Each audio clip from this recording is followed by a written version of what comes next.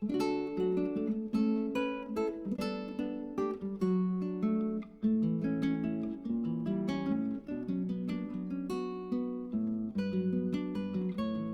Last class में हम लोगों ने लिक्विडिटी रेशियो पढ़ा था, और लिक्विडिटी रेशियो के अंदर हमने ये देखा था कि शॉर्ट टर्म सॉल्वेंसी पोजीशन कैसे चेक करी जाए। ये हम चेक करते हैं वहां पर। उसके लिए हम लोग दो रेशियोज को यूज करते हैं, एक करंट रेशियो और दूसरा क्विक रेशियो। आज से हम टॉपिक चेंज कर रहे हैं, अगले टॉपिक पे आ रहे हैं। और आज जो टॉपिक है इसको हम कहते हैं सॉल्वेंसी रेशियो। सॉल्वेंसी रेशियो का मतलब है basically long term debt paying capacities को स्टडी करना, यानी कि लॉन्ग टर्म सॉल्वेंसी पोजीशन को चेक करना। जो बड़े बड़े लैंडर्स होते हैं जिन्होंने बड़े बड़े अमाउंट के लोन्स दिए हुए हैं, एक लॉन्ग पीरियड के लिए लोन दिए हुए हैं, तो उनका इंटरेस्ट ये होता है कि भाई साथ के साथ हमें जो इसमें इंटरेस्ट मिलनी है वो तो मिलती रहे, साथ के साथ 5-10 साल के लिए हमने उधार दिया है, 10-20 साल के लिए, तो 10-20 साल बाद आप कहाँ पर स्टैंड करोगे? आपका जब हमारा अमाउंट वापस करने का टाइम आएगा, आप मेरा अमाउंट वापस पे कर पाओगे कि नहीं कर पाओगे? आपकी उस समय फाइनेंशियल कंडीशंस कैसी होंगी? तो long term solvency position check करते हैं जो लॉन्ग टर्म लेंडर्स होते हैं। यहाँ पर काफी सारे रेशियोज होते हैं, और जो हमें यहाँ पे रेशियोज पढ़ने हैं वो सीबीएसई और आईएससी दोनों के केस में 4 इसके अंदर रेशियोज पढ़ने हैं, जिसमें से एक एक करके अब हम लोग स्टार्ट करते हैं। सबसे पहला जो रेशियो है वो है हमारा debt equity ratio. Date equity ratio start करते हैं हम बोर्ड के ऊपर। पहले एक बार फिर से मैं आपको इसका मीनिंग बता देता हूँ कि यहाँ पर क्या है, बेसिक आइडिया क्या है कि जो बड़े अमाउंट के इन्वेस्टर्स हैं, जो लॉन्ग टर्म लेंडर्स हैं, वो ये चेक करते हैं कि हमारा आगे चल के जब प्रिंसिपल अमाउंट का रीपेमेंट का टाइम होगा या जब हमें रिडम्पशन का टाइम होगा तो मेरा टाइमली पेमेंट हो पाएगा कि नहीं हो पाएगा, या मेरा आगे पैसा सेफ है कि नहीं है। सेफ्टी के लिए यहाँ पर इसको स्टडी किया जाता है। इसके लिए सबसे पहले जो मैंने अभी नाम लिया वो है date equity ratio. Date equity ratio का मतलब क्या है? डेट का मतलब है लॉन्ग टर्म डेट्स। वैसे डेट का मतलब तो होता है कि जो उधार लिया हुआ है, बट इस टॉपिक के कॉन्टेक्स्ट में, स्पेसिफिकली इस टॉपिक के कॉन्टेक्स्ट में डेट का मतलब होगा long term debts. Long term debts का मतलब क्या है? ऐसी सारी लायबिलिटीज जो 1 साल के बाद पे करनी है, जो आने वाले लंबे समय में जाकर के वापस करनी है। इक्विटी दूसरा टर्म है। इक्विटी का मतलब मालिकों से है, ओनर से है। ओनर्स के जो पैसे लगे होते हैं उसको हम इक्विटी कहते हैं। तो यहाँ पर डेट इक्विटी रेशियो में कंपैरिजन ये किया जाता है कि जो बाहर का पैसा लगा हुआ है, जो बोरो किया हुआ है, जो लॉन्ग टर्म के लिए बोरिंग्स करी हुई हैं, वो कितनी है, और मालिकों ने, ओनर्स ने यानी कि शेयर होल्डर्स ने कितना पैसा लगाया हुआ है। अब देखिए, यहाँ पर आपको इस तरह से समझना चाहिए कि अगर कोई कंपनी में मालिक लोगों का पैसा काफी कम लगा और उधार का पैसा ज्यादा है, तो वहां पर रिस्क ज्यादा होगा। जो लैंडर्स हैं उनके लिए रिस्क ज्यादा है। कैसे रिस्क ज्यादा है? भाई मालिकों ने खुद का कम पैसा लगा हुआ और बाहर का उधार पकड़ के लगा हुआ है, तो वहां पे जो बाहर वालों का पैसा सेफ नहीं है, इसका मतलब। तो यहाँ पर हम इसके कुछ न्यूमेरिकल्स करते हैं, और आइए मैं आपके साथ व्हाइट बोर्ड पे चल रहा हूँ। और उससे पहले एक कॉन्सेप्ट मैं फिर से रिकॉल कराऊंगा जो मैंने आपको प्रीवियस क्लास में भी बताया था, और मैंने ये भी कहा था कि ये आपके लिए कई जगह पर यूज होने वाला है। तो कैसे उसको यूज करना है इस टॉपिक के कॉन्टेक्स्ट में, वो अब हम पहले डिस्कस करेंगे, और फिर इसके बाद हम इसके न्यूमेरिकल्स पे चलते हैं। तो आइए व्हाइट बोर्ड पे।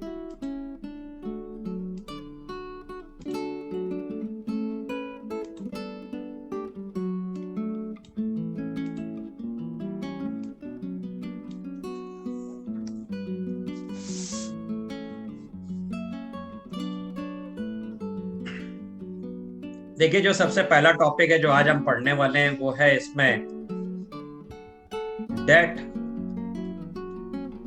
Equity ratio.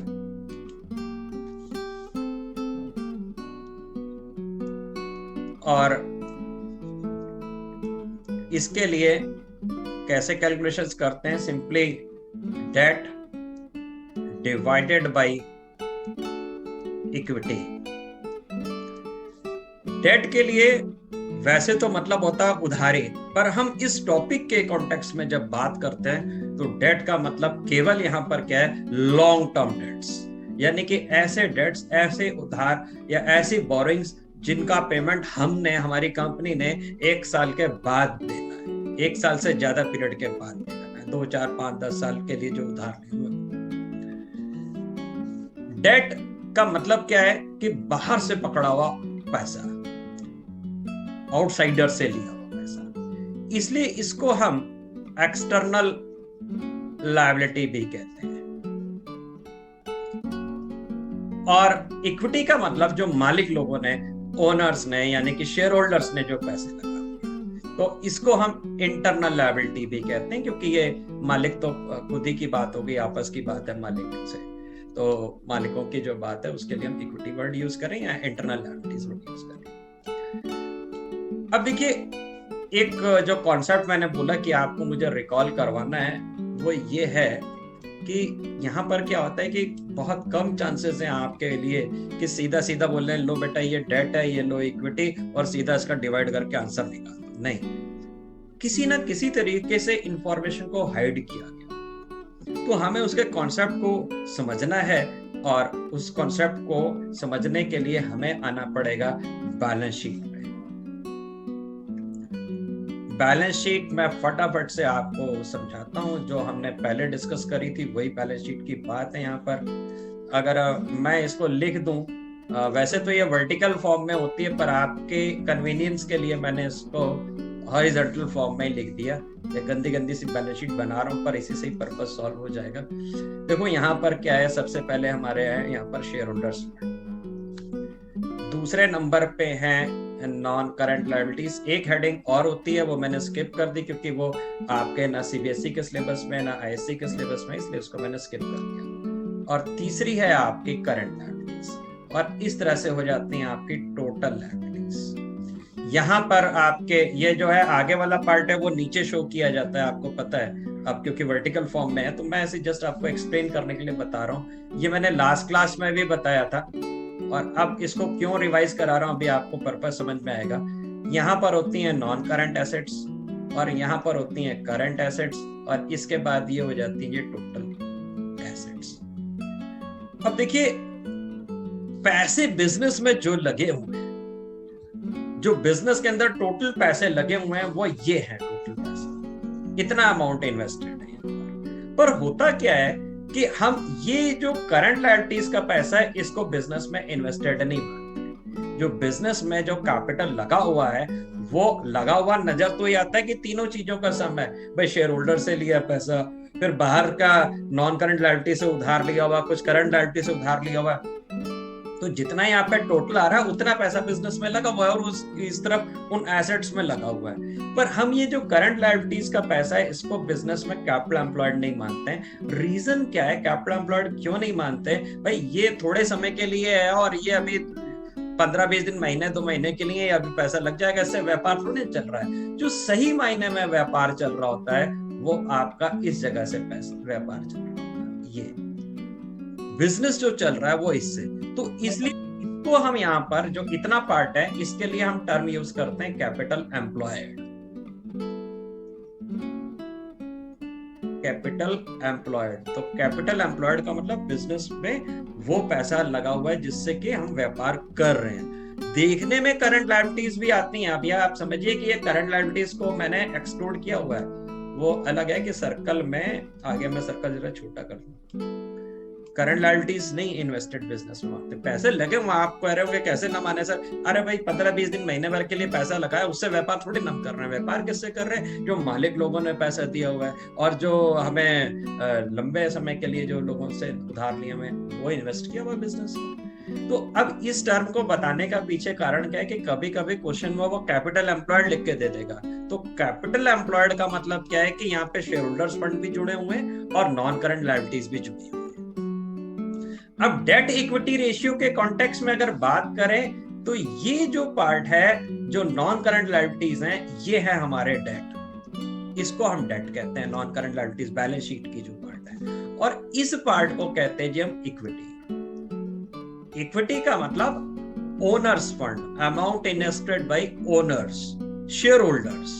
इसको हम इंटरनल लायबिलिटी भी कहते हैं, इसको इक्विटी भी कहते हैं, इसको हम शेयर होल्डर्स फंड भी कहते हैं, इसको हम ओनर्स फंड भी कहते हैं। कुल मिला के आपको अपने आप मतलब समझ में आ जाएगा जब आप एग्जैक्टली इन चीजों को समझने लगेंगे। मैं फिर से अपने बात को समझाता हूँ, इस बात पे एम्फेसिस मेरा इसलिए क्योंकि आपको सीधा फॉर्मूला नहीं मिलना, आपको हाइड इंफॉर्मेशन मिलनी है, आपको इसको अल्टरनेटिवली एक्सचेंज करके इंफॉर्मेशन को यूज करना पड़ेगा। तो मैंने क्या बताया कि शेयर होल्डर्स फंड यानी कि जो मालिकों का पैसा है उसको हम इक्विटी कहते हैं, इसको हम ओनर्स फंड भी कहते हैं, और इसको हम इंटरनल लायबिलिटीज भी कहते हैं, और नॉन करंट लायबिलिटीज को हम यहाँ पर डेट बोलेंगे। इस पर्टिकुलर टॉपिक में हम डेट बोलेंगे, ठीक है। डेट का मतलब तो होता है करंट लायबिलिटीज और नॉन करंट लायबिलिटीज दोनों को टोटल किया जाए यहाँ पर। तो इस जगह पर क्या है, हमने करंट लायबिलिटीज को एक्सक्लूड करना है। करंट लायबिलिटीज हमारे बिजनेस का इन्वेस्टमेंट का पार्ट नहीं काउंट किया जाता है।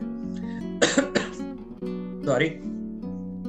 तो अब देखिए क्या है कि कभी कभी क्या करेगा वो, आपको एसेट्स की इंफॉर्मेशन दे देगा, कभी कभी आपको यहाँ पर करंट लायबिलिटीज की इंफॉर्मेशन दे देगा। तो इन सारी इंफॉर्मेशन को यूज करना है आपने, और क्या कॉन्सेप्ट डेवलप करना है कि देखिए पहले भी बताया था मैंने, यहाँ पे शेयर होल्डर्स फंड जो है इसका और कोई नाम भी हो सकता है, मैं नाम और भी लिख देता हूँ। इसको हम ओनर्स फंड भी कहते हैं, ठीक है। इसको हम इंटरनल लायबिलिटी भी कहते हैं। ये प्लस कर लें, इसके बाद नॉन करंट लायबिलिटीज प्लस कर लें, इसके बाद करंट लायबिलिटीज प्लस कर दें, इसके बाद यहाँ नॉन करंट एसेट्स और करंट एसेट्स के बराबर इसका टोटल होगा। तो इंटरचेंजेबली इन इंफॉर्मेशन को यूज करके हमें फॉर्मूले खुद डेवलप करने होंगे। हम इसको अगर इंटरचेंज ना करें और अगर इसके फॉर्मूलेज बनाएं तो 120 फॉर्मूलेज बनते हैं, 120। तो 120 फॉर्मूलेज हम याद नहीं रख सकते, बट इस इंफॉर्मेशन को समझ करके इनको इंटरचेंज करके हम अपनी जो जहां पर जो रिक्वायरमेंट है उस हिसाब से यूज कर सकते हैं। अभी हम प्रैक्टिकल करेंगे तो आपको बेहतर तरीके से बात समझ में आएगी। तो हम आगे चलते हैं। तो डेट का मतलब आपने समझ लिया। डेट का मतलब क्या है, लंबे अवधि के इन्वेस्टमेंट्स, जो बिजनेस लंबे अवधि के लिए जो लोन्स लिए हुए हैं। एक और आपके साथ स्क्रीन शेयर करता हूं मैं आपको। यहां पर देखिए ये वाला पार्ट जो है आपका, इसको हम डेट कहते हैं। और आपको एक बात और बता दूं कि यहाँ जो सी पार्ट है ये आपके सिलेबस पे नहीं है, ये वाला पार्ट होगा नहीं, आपसे पूछा नहीं जाएगा। कुल मिला के आपको जो याद रखना है, नॉन करंट लायबिलिटीज के अंदर लॉन्ग टर्म प्रोविजंस लेने हैं और long term borrowings. Long term borrowings का मतलब क्या है, लंबे अवधि के जो लोन्स लिए, और प्रोविजंस का मतलब क्या है, जो हमने प्लान किए हुए जो पेमेंट्स, उनके लिए जो लायबिलिटीज एग्जैक्टली हमें पता नहीं है पर हमें लायबिलिटीज को पे ऑफ करना है आने वाले टाइम में, तो उसके लिए जो अमाउंट रखे हुए। कुल मिला के नॉन करंट लायबिलिटीज के दो कंपोनेंट्स आपको यूज करने पड़ेंगे, long term borrowings and long term provisions. फिर शेयर होल्डर्स फंड जो है, ये आपसे भी मैंने बताया कि ये इसको हम कहते हैं इक्विटी। तो यहाँ पर डेट और इक्विटी के लिए ये दो पार्ट को यूज करना है। अगर बैलेंस शीट है तो इतने ऊपर वाले पार्ट से हमारा काम होना है, कंपैरिजन करना है डेट और इक्विटी का। अब देखिए यहाँ पर क्या है कि डेट और इक्विटी का जो आइडियल रेशियो है वो 2:1 माना जाता है। अब टीचर आपसे वाइवा अभी होगा शायद से आपका, अगर प्रैक्टिकल जब होंगे तो वाइवा भी होगा, उसमें ये पूछते हैं कि इसका आइडियल रेशियो क्या है। तो सबसे पहले आपने आंसर देने से पहले ये कहना है कि सर ये जो होता है ये वेरी करता है इंडस्ट्री टू इंडस्ट्री, मतलब अलग अलग इंडस्ट्री के लिए अलग अलग रेशियो होते हैं, it varies with industry to industry, but the ideal ratio is 2:1। यानी कि पहले उनको ये बता देना है कि ये 2:1 कोई कसम वाली बात नहीं है, ये अलग अलग इंडस्ट्री के अलग अलग नॉर्म है, बट स्टैंडर्ड वे में 2:1 इसको ठीक रेशियो माना जाता है। 2:1 का मतलब क्या हुआ कि 2 पार्ट्स के यहाँ पर डेट है और 1 पार्ट की इक्विटी है। अगर ज्यादा उधार बढ़ता है तो इसका मतलब क्या है कि जो लेंडर्स हैं उनके पैसे के लिए थोड़ा सा रिस्क है। क्यों रिस्क है? क्योंकि मालिकों ने, ओनर्स ने कम पैसे लगाए हुए हैं। चलिए, ये कॉन्सेप्ट मैंने पहले काफी देर से आपको बता दिया तो समझ में आ ही गया होगा। तो अब हम इसके लिए न्यूमेरिकल पार्ट पे चलते हैं और देखते हैं।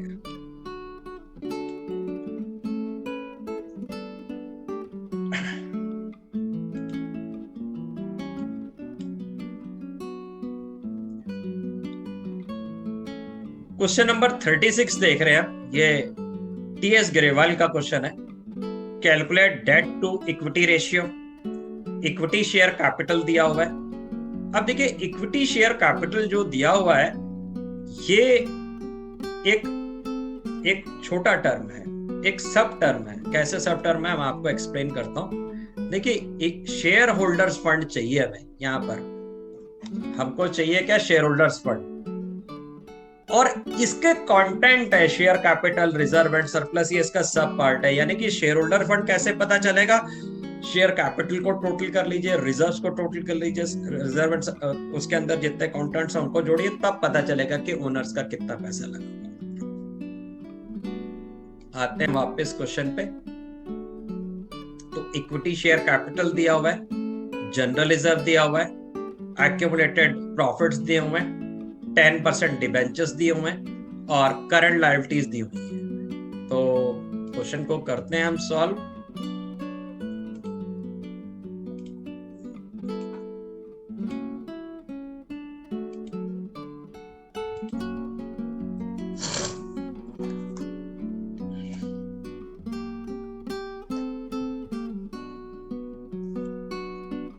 अब देखिए,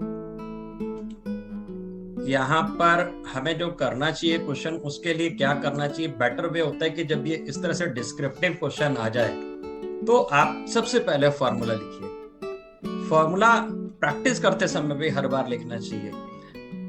रीजन क्या है कि जब आप प्रैक्टिस कर रहे हैं और सीधा सीधा पुट करके आंसर्स निकाल रहे हैं, डायरेक्ट आंसर निकाल रहे हैं, तो आपको ना एग्जाम में कंफ्यूजन हो जाता है। जैसे क्या कंफ्यूजन होगा?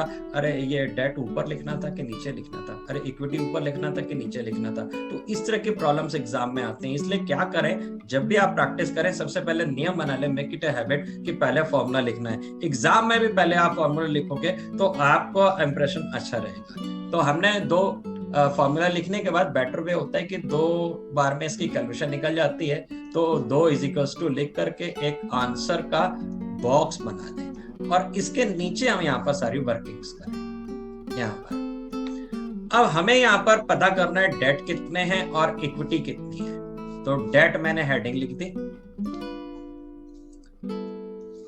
डेट हेडिंग है मेरी। डेट का मतलब लॉन्ग टर्म बोरिंग्स और दूसरी तरफ इक्विटी। इक्विटी का मतलब amount invested bye owners. It includes share capital, reserve and surplus. इसके अंदर सारे रिजर्व, सारे प्रॉफिट्स और जितने भी शेयर्स हैं, इक्विटी शेयर्स हो सकते हैं, प्रेफरेंस शेयर्स हैं, जो हमारे इशूड शेयर कैपिटल है। क्वेश्चन में देखिए क्या क्या दिया हुआ है आपको। सबसे पहले तो दिया इक्विटी शेयर कैपिटल है 5 लाख। तो इक्विटी शेयर कैपिटल को मैं लिख दे रहा हूं यहां पर, equity share capital 5 lakh rupees, ये मालिकों का पैसा है। फिर इसके बाद जनरल रिजर्व, जनरल रिजर्व भी मालिकों का पैसा है, ओनर्स का पैसा है। कितने पैसे लगे हुए वो लिखने हैं हमने। जनरल रिजर्व का अमाउंट है यहाँ पे 90,000। एक्यूमुलेटेड प्रॉफिट्स, उनके इकट्ठे किए हुए प्रॉफिट्स जो पड़े हैं, ये बिजनेस में ही पड़े हुए, बिजनेस में इन्वेस्टेड है ये अमाउंट। और ये हैं आपके 50,000 रुपीज के। फिर दूसरी तरफ के लिए दिया हुआ 10% डिबेंचर्स। देखिए, लॉन्ग टर्म डेट्स के अंदर long term borrowings, non current liabilities यानी कि long term borrowings, non current liabilities की जो लॉन्ग टर्म बोरोइंग्स हैं उसमें आ जाते हैं debentures, public deposits, loan from financial institutions, mortgage loans, secured loans, bank loans, जितने भी लोन्स हैं लंबे समय के लिए, वो सारी लॉन्ग टर्म बोरोइंग्स होती हैं। ध्यान रखना है कि अमूमन डिबेंचर्स जो होते हैं वो बाय नेचर लॉन्ग टर्म के होंगे। अगर कभी कभी ऐसा भी होता है कि जैसे हमने 5 साल 8 साल के लिए डिबेंचर इश्यू किए, अब 8 साल में जब 8वां साल आ गया तो वो उसी साल पे करने के लिए वो खड़ा है, क्योंकि उसको वापस करने हैं पैसे 8वें साल में। तो 8वें साल में उसका नेचर चेंज हो जाएगा, तब वो करंट नेचर का हो जाएगा, क्योंकि उस साल तो आपको पेमेंट करना ही है। तो बाय नेचर डिफॉल्ट अगर हम बात करें तो डिबेंचर्स जो है वो लॉन्ग टर्म रहते हैं।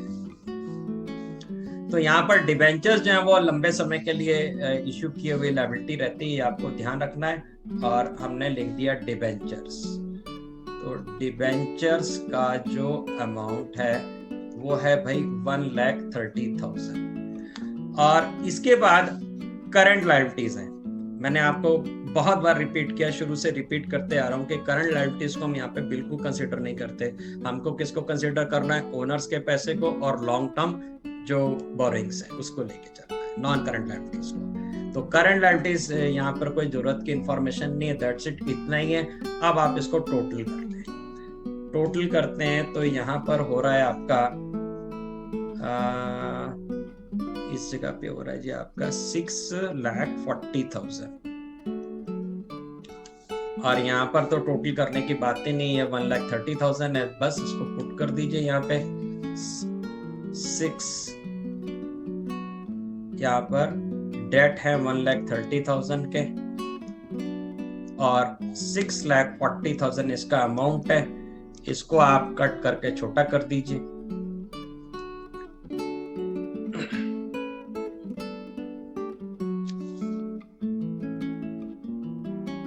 तो ये हो जाएगा 0.03/1, तो रफली 0.2:1। तो देखिए इनकी लायबिलिटीज जो है वो बहुत कम है, बहुत कम उधार लिया हुआ है। ये एक अच्छी कंसर्न है। यहाँ पर बाहर वालों का पैसा जो है वो सेफ है, क्योंकि मालिकों ने ज्यादा इन्वेस्ट किया। वो देख के पता चल रहा है कि 6,40,000 उन्होंने लगाए हुए हैं, उधार केवल 1,30,000 लिया है। जबकि हम आइडियल रेशियो 2:1 तक मानते हैं। तो 2:1 का मतलब क्या है कि जितने पैसे लगाए हैं उससे डबल तक आप उधार लो। उसके ऊपर अगर ज्यादा उधार लेते हो तो फिर अच्छी बात नहीं है, तब कंपनी साउंड पोजीशन में नहीं है। तो आइए अब हम नेक्स्ट क्वेश्चन पे चलते हैं। इसके बाद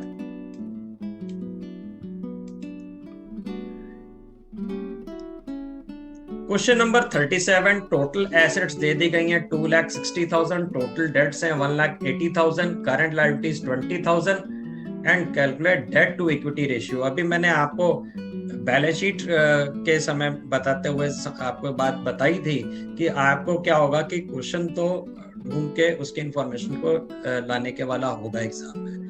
तो अब यहाँ पर देखिए ना तो कहीं सीधा सीधा डेट नजर आ रहा है और ना कहीं पे इक्विटी नजर आ रही है। तो डेट और इक्विटी को हमें ढूंढना है। तो बड़ा ही सिंपल सा तरीका, हम बैलेंस शीट के उसी कंटेंट को फॉलो करते हैं और आपको मैं समझाता हूँ।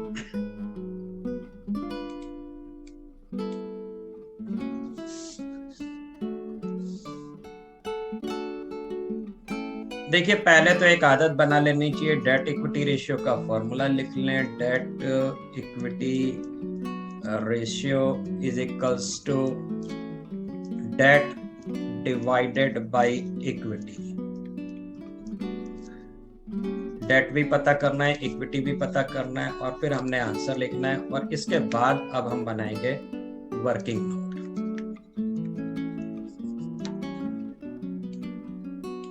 मैं आपको याद कराता हूं कि क्या क्या चीजें थी यहाँ पर। इस तरफ में शेयर होल्डर्स फंड था, यानी कि इक्विटी। अब हम अपनी लैंग्वेज में लिख लें तो इक्विटी भी लिख सकते हैं और शेयर होल्डर्स फंड भी लिख सकते हैं।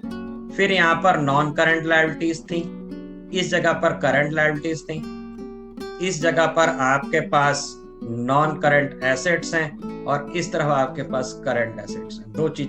दो चीजें एसेट साइड में और तीन चीजें लायबिलिटी साइड में। अब यहां पर हमें क्या क्या दिया हुआ है उसने बताया, ये टोटल एसेट्स हैं आपके पास 2,60,000, यानी कि ये जो है ये टोटल एसेट्स कितनी है इसका सम दिया हुआ उसने 2,60,000। ठीक है, आगे देखते हैं फिर क्या दिया हुआ है उन्होंने। इसके बाद इन्होंने बताया हुआ है कि टोटल डेट्स जो है वो 1,80,000 के हैं और करंट लायबिलिटी जिसमें से 20,000 की है। तो अगर हम बात समझें, वो कह रहे टोटल डेट, डेट नहीं बोला word, total date. Total date का मतलब क्या हो? कुल कर्ज कितना है, सारा कर्ज। तो टोटल डेट कैसे निकलता है भाई, मैं यहाँ पे लिख देता हूँ, बड़ी सिंपल सी बात है। टोटल उधारी क्या होगी, टोटल डेट क्या होगा? एक तो नॉन करंट लायबिलिटीज का डेट होगा और एक करंट लायबिलिटीज का डेट होगा। तो टोटल डेट मतलब कुल कितना बाहर वालों का पेमेंट कर रहा है। तो यहाँ पर हमें उसने दिया है टोटल डेट है आपका 180 और करंट लायबिलिटीज है 20,000। तो टोटल डेट की जगह पर मैंने लिख दिया 1,80,000 और इसमें करंट जो है वो है आपकी करंट लायबिलिटीज जो है वो 20,000। तो यानी कि नॉन करंट लायबिलिटीज हमारी कितने निकल के आ गई 1,60,000। अब देखिए नॉन करंट लायबिलिटीज आपकी 1,60,000 है, इसमें ये बात आपको पता चल गई। फिर देखिए अगर मैं यहाँ पे इसकी जगह पर नॉन करंट लायबिलिटीज की जगह 1,60,000 लिख दूं, करंट लायबिलिटीज मुझे पता है 20,000, तो इक्विटी का अमाउंट पता चल सकता है कि नहीं? इक्विटी का अमाउंट इसमें से माइनस कर दिया जाए, माइनस करिए, देखिए कितना आ रहा है सर 80,000। 80,000। तो इक्विटी हमारी कितनी हो गई भाई 80,000। आप कई सोच रहे होंगे इसको दो पार्ट में क्यों स्प्लिट किया? दो पार्ट में इसलिए स्प्लिट किया, ठीक है, रीजन क्या है कि हमको तो टोटल नहीं चाहिए, हमको तो केवल लॉन्ग टर्म वाला चाहिए, नॉन करंट वाला चाहिए। तो हमारे लिए काम का कौन सा फिगर है? हमारे लिए काम का फिगर ये 1,60,000 है, 180 से नहीं काम चलने वाला। तो हमारे लिए नॉन करंट लायबिलिटीज जो होती हैं वही हमारे लिए डेट्स हैं इस टॉपिक के कॉन्टेक्स्ट में। तो यहाँ पर हमें पता चल गया नॉन करंट लायबिलिटीज जो हैं वो हैं भाई हमारी 1,60,000 और इक्विटी जो है भाई वो है 80,000 और इसको जब हमने काट दिया तो ये आ गया 2/1। So answer is 2:1। अगर कोई डाउट होगा तो आप मुझे बताएंगे। अब हम चलते हैं अगले प्रॉब्लम पे।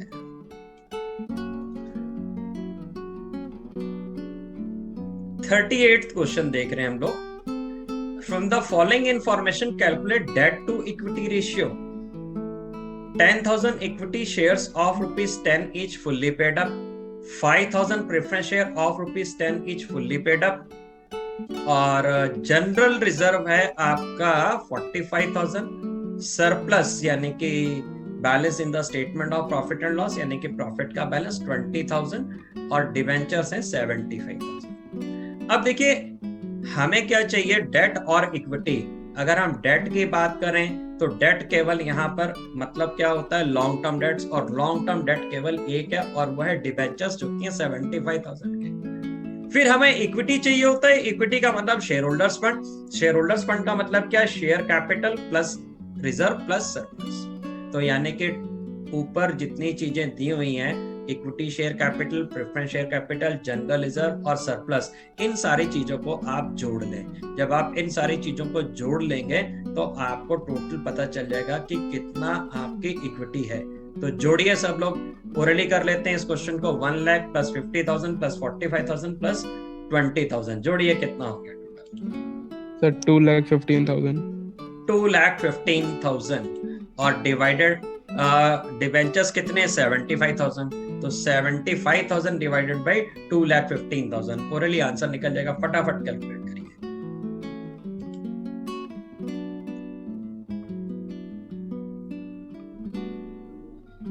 सर 3.3 नहीं सर 3.7 रेशियो। ये रफली आ रहा है आपको 0.348, यानी कि हम ऐसे कह सकते हैं 0.35। मेरे को लगता है बात समझ में आ गई होगी। ये इक्विटी के एलिमेंट्स कौन कौन से हैं? ये सारे इक्विटी के एलिमेंट्स हैं। इतना पार्ट ये भी इक्विटी है, ये भी इक्विटी है, ये भी इक्विटी है और ये भी इक्विटी है। तो इसको आप जोड़ लीजिए।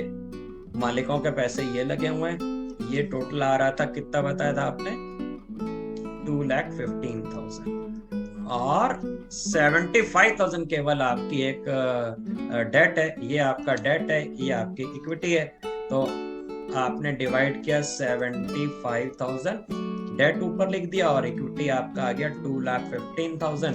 तो इट विल बी 0.348, रफली मैं लिख दे रहा हूँ 0.35/1।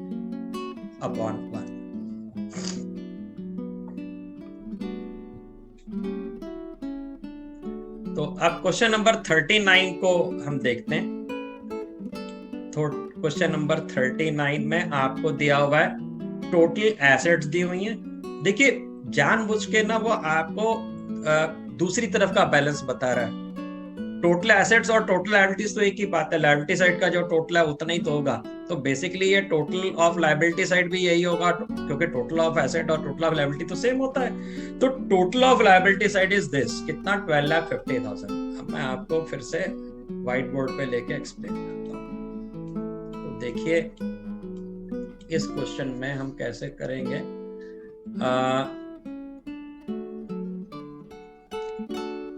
इक्विटी लिख दे रहा हूं जो हमारा टर्म है। मैं वैसे तो शेयर होल्डर्स फंड भी लिख सकता हूं, और आप चाहें तो उसको ओनर्स फंड भी लिख सकते हैं। और क्योंकि हम डेट इक्विटी निकाल रहे हैं तो इक्विटी वर्ड यूज कर लें, बात तो वही है, केवल उसी का नाम बदला हुआ है। Equity plus long term liabilities, यानी कि इसको हम नॉन करंट लायबिलिटीज भी लिख सकते हैं, कोई फर्क नहीं है उससे, और current liabilities is equals to क्या हो जाएगा, टोटल। अब मैं ना इसके आगे जानबूझ के टोटल एसेट्स लिख दे रहा हूं, क्योंकि मुझे पता है भाई टोटल एसेट्स और टोटल लायबिलिटीज तो सेम है, तो टोटल एसेट ही लिख देते हैं जो उसने टर्म दिया।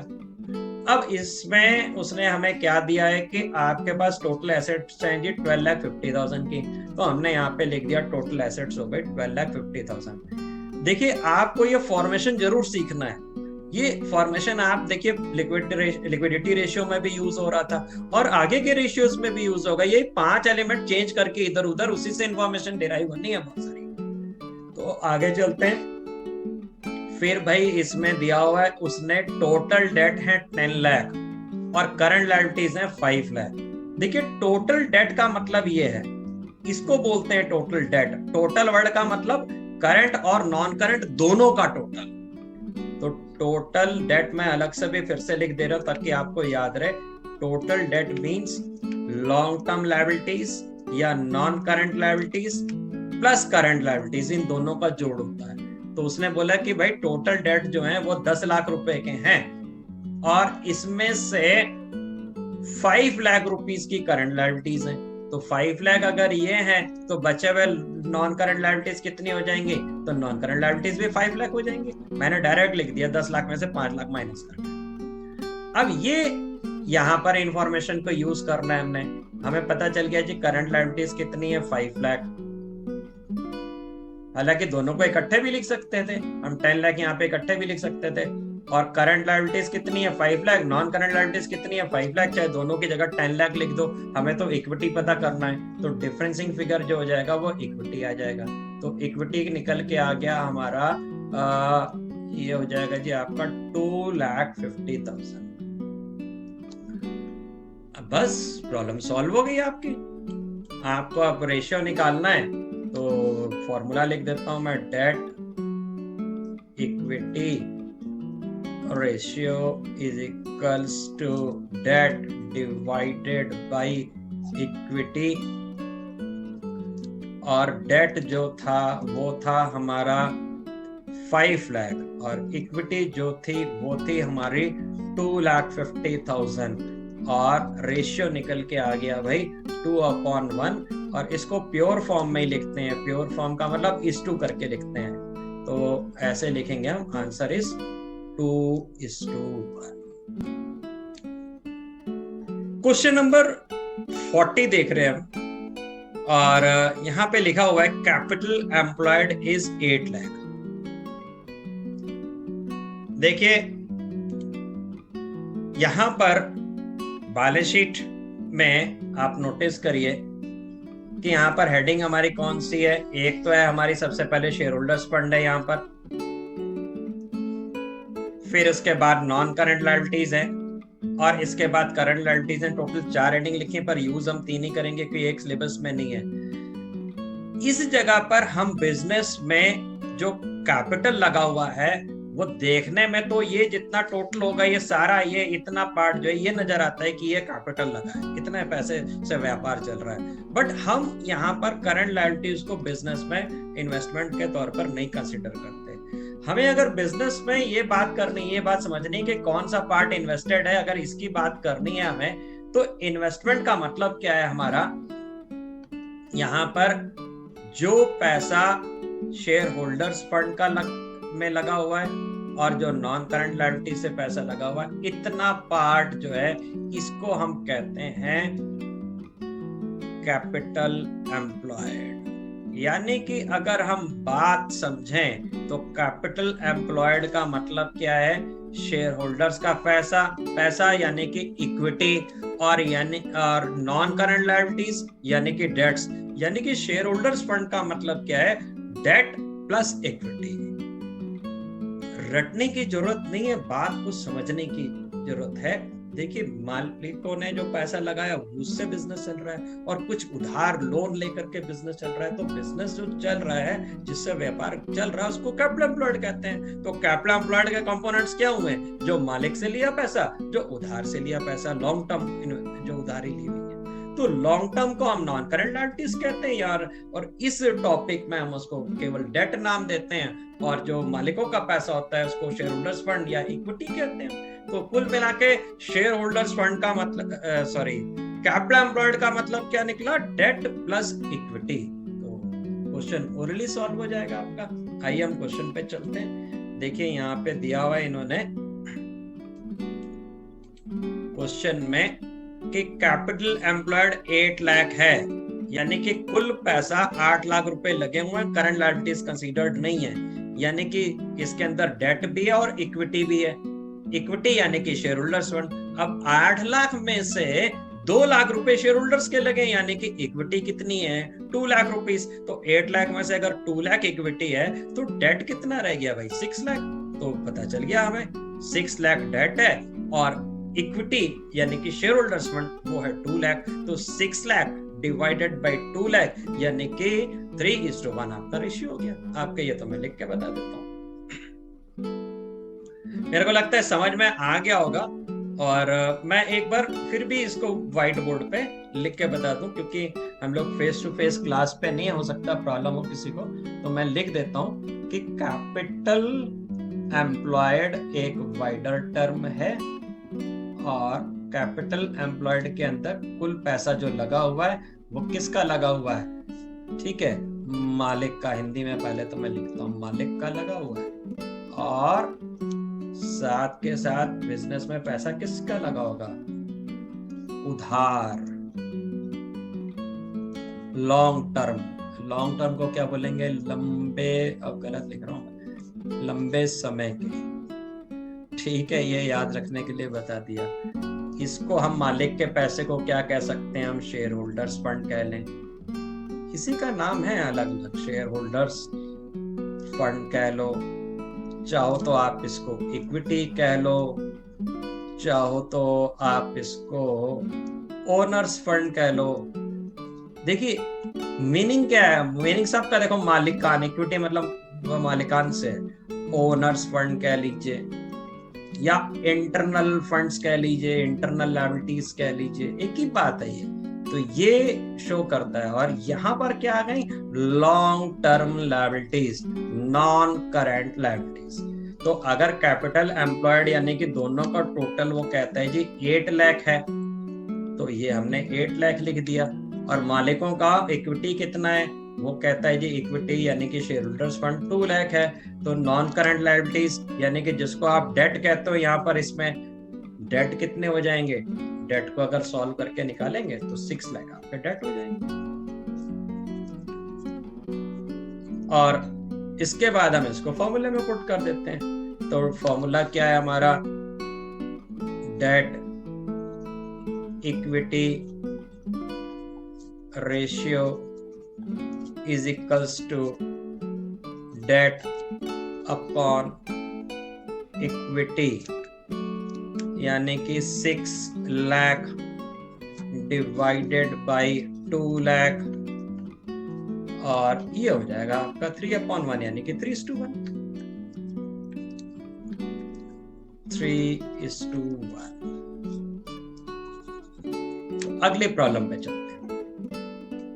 फिर भाई देखिए यहाँ पर अब दिया हुआ है, balance sheet had the following amounts as at 31 March 2020। क्या क्या बैलेंस शीट का कंटेंट्स दिए हैं, 10% preference share capital, equity share capital, securities premium reserve. देखिए रिजर्व एंड सरप्लस के अंदर क्या है, सरप्लस का मतलब प्रॉफिट से अभी हम अगला वाला चैप्टर पढ़ेंगे तो और एलोबरेट करके पढ़ेंगे, तो अब थोड़ा सा डिस्कशन में लाते हैं। सरप्लस का मतलब आप प्रॉफिट से समझिए, और रिजर्व उसके अंदर जो सारे रिजर्व्स हैं वो कैपिटल रिजर्व है, जनरल रिजर्व है, रिजर्व फंड है, सारे रिजर्व उसी में टोटल आएंगे। सिक्योरिटीज प्रीमियम रिजर्व भी वहीं पे आएगा। तो सिक्योरिटीज प्रीमियम नाम से ही पता चल रहा है एक रिजर्व है। अब यहाँ पर एक गड़बड़ करी उसने क्या करा हमें कि रिजर्व एंड सरप्लस लिख के दिया हुआ है। आपको मैं बैलेंस शीट पे लेके चल रहा हूँ। बैलेंस शीट में देखिए यहाँ पे क्या किया हुआ है कि रिजर्व एंड सरप्लस लिखा है। तो रिजर्व एंड सरप्लस कोई एक चीज नहीं है, इसके अंदर सारे रिजर्व्स का टोटल किया हुआ और प्रॉफिट पे जोड़ा हुआ है। तो आज जब उसने रिजर्व एंड सरप्लस दे दिया तो आपको अगर जनरल रिजर्व और सिक्योरिटीज प्रीमियम रिजर्व या रिजर्व फंड दिए तो उन सबको भूल जाना है। क्यों? क्योंकि उसने तो सारा टोटल बता दिया। तो यहाँ पर अब हम जब इस क्वेश्चन में चलेंगे तो इस रिजर्व को नहीं कंसिडर करना है। क्यों रिजर्व को कंसिडर नहीं करना है? क्योंकि जब आप यहाँ पर इस रिजर्व को इसलिए नहीं कंसिडर करना है, यहाँ पर ये इसके अंदर ऑलरेडी इंक्लूडेड है। तो केवल हमने किस चीज को लेना है? रिजर्व एंड सरप्लस को, और इसको नहीं लेना है, ये ऑलरेडी उसके अंदर जोड़ा हुआ है। रिजर्व एंड सरप्लस का मतलब सारे रिजर्वों का टोटल, सब रिजर्व जुड़े हुए हैं, तो ये रिजर्व भी तो उसके अंदर जुड़ा हुआ होगा, तो इसलिए उसको दोबारा जोड़ने की जरूरत नहीं है। तो क्वेश्चन को कंप्लीट करते हैं, फटाफट से आते हैं। और ये क्वेश्चन तो पढ़ा और हो जाना चाहिए सॉल्व। अभी आप ऐसे करोगे, अभी हम प्रैक्टिस सेशन पे आएंगे तो आपकी स्पीड ऐसी बढ़ना नहीं है। तो हमने क्या करना है, सबसे पहले तो भाई लिखना होता है formula, debt equity ratio is equals to debt divided by equity, 2 is equals to, जहां वर्किंग करेंगे फिर आंसर बॉक्स बना के शो करें तो बेटर है, ऐसा कोई जरूरी नहीं है। वर्किंग नोट पे आते हैं और हम यहाँ पे पता करेंगे, एक तो पता करने हैं डेट्स, हमें कितने हैं डेट्स, और दूसरा पता करने हैं कि इक्विटी कितना है टोटल। तो क्वेश्चन में देखिए सबसे पहले दिया हुआ 10% प्रेफरेंस शेयर कैपिटल 5 लाख। तो प्रेफरेंस शेयर कैपिटल 5 लाख, ये ओनर्स शेयर्स, ओनर को ओनरशिप रिप्रेजेंट करते हैं, आपको पता है। इक्विटी शेयर कैपिटल है आपका 10 लाख रुपीस। इसके बाद है reserve and surplus. Securities premium reserve हमने छोड़ा नहीं है, सिक्योरिटीज प्रीमियम रिजर्व को लेना होता है। मैं फिर से बता दूं, उसको लेना होता है, हमने छोड़ा नहीं है। जब उसने रिजर्व एंड सरप्लस दिया तो इसका मतलब क्या है कि सारे रिजर्व्स का टोटल है, वो उसके अंदर जुड़ा हुआ है, इसलिए उसको छोड़ रहे हैं। अगर अलग अलग दिए होते तो हम सारे रिजर्व्स का टोटल कर रहे होते। तो रिजर्व एंड सरप्लस टोटल दे दिए हैं, तो इसलिए इसको हम लिख देंगे एक साथ, रिजर्व एंड सरप्लस। कोई ये मत सोच ले कि सर ने ये बोला है कि सिक्योरिटीज प्रीमियम रिजर्व को छोड़ना है। सिक्योरिटीज प्रीमियम रिजर्व को इक्विटी के अंदर जोड़ना होता है। जब उसने रिजर्व एंड सरप्लस लिए तो उसके अंदर सब रिजर्व्स का टोटल कर लिया, और ये कितने हो गए आपके 4 लाख। फिर हम आगे चलते हैं। Sir equity share capital 15 lakh दिया हुआ है, 15 लाख दिया हुआ है, 5 कर दीजिए, 15 कर दीजिए। यहाँ पे इसका अमाउंट 15 लाख है, 15 लिख दीजिए। बोर्ड स्विचिंग में अमाउंट चेंज हो गया, तो इट इज 15 लाख। आगे चलते हैं। फिर इसके बाद हमें लेना है long term loan from IDBI. ये तो लॉन्ग टर्म नाम से ही पता चल रहा है, लॉन्ग टर्म ही तो सारी डेट्स लेने हैं। तो long term loan from IDBI, ये हमारा लोन है। तो loan from IDBI, loan from IDBI जो है वो है आपका 30 लाख रुपीस, 30 लाख। ठीक है भाई। इसके बाद फिर क्या दिया हुआ है, करंट लायबिलिटीज लेनी नहीं है, करंट एसेट्स लेनी नहीं है, इन्वेस्टमेंट जो है वो हमें लेनी नहीं है, फिक्स एसेट लेनी नहीं है, डेप्शन लेना नहीं है, दूसरे साइड का आइटम है, दैट्स इट। खत्म हो गया, टोटल कर दीजिए फटाफट से। आगे चलते हैं, टोटल करेंगे तो ये हो रहा है हमारा भाई 24 लाख, और इधर तो टोटल में इतना ही है 30 लाख है, तो लिख देते हैं इसको हम। इक्विटी है हमारा और 24 लाख, और डेट थे हमारे 30 लाख। तो काट दीजिए इसको, काट करके छोटा कर दीजिए। 30/24,